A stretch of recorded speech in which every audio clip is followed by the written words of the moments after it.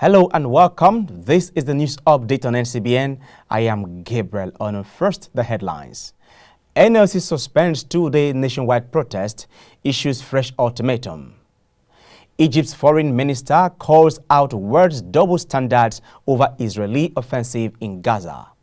And now the news in details. Following the success achieved on the first day of its two-day nationwide protest on Tuesday, the leadership of the Nigeria Labour Congress (NLC) has suspended further street protests. The decision was reached after the National Executive Council (NEC) of NLC held an emergency meeting in Abuja on Tuesday evening, following the first-day protest across the states. According to a communique issued at the end of the meeting, NLC NEC said it has reviewed the outcome of the first day of the nationwide protests. The NEC in session commended Nigerian workers and masses for sending a strong message to the authorities on their united resolve to demand accountability and justice from those who occupy positions of leadership in the nation. It believed that the message has strongly resonated. Meanwhile, at least 20 students of some boarding public schools in Potiskum, Fika, and Fune local government areas of Yobe State have died from a suspected meningitis outbreak. Reports said that most of the affected students had been admitted to the specialist hospital in Potiskum and were responding to treatment. The Commissioner for Basic and Secondary Education, Dr. Mohammed Sani Idris, confirmed the outbreak, saying 20 students were killed by the disease suspected to be meningitis.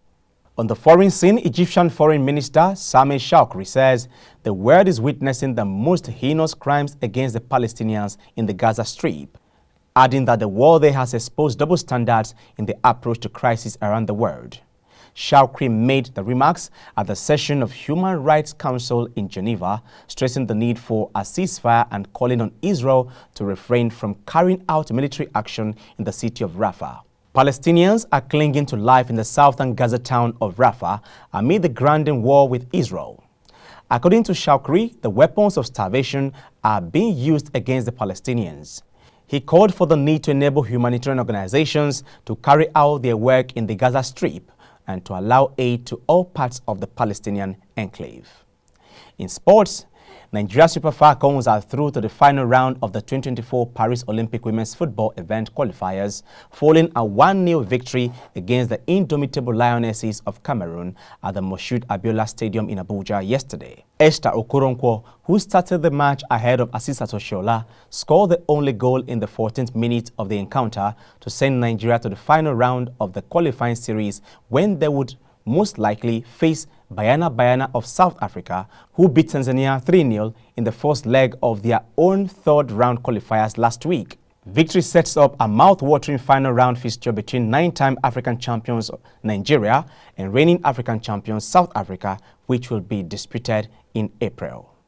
That's the news update on NCBN. Thank you for watching. I am Gabriel Onu.